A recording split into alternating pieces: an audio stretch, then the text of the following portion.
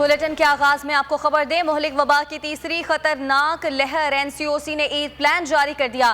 صوبہ پنجاب میں عید کی چھٹیوں کے دوران مکمل لاک ڈاؤن رہے گا۔ تمام مارکیٹس، تجارتی کاروباری مراکز اور دکانیں بند رہیں گی۔ اطلاق 8 سے 16 مئی 2021 تک نافذ العمل رہے گا۔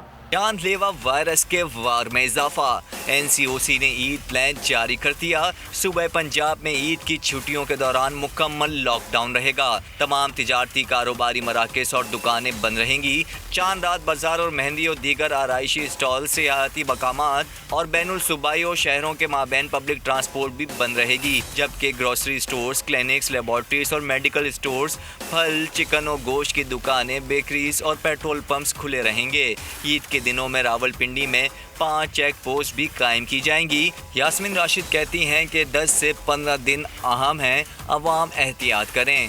پابندی کا اطلاق 8 سے 16 مئی 2021 تک نافذ العمل رہے گا۔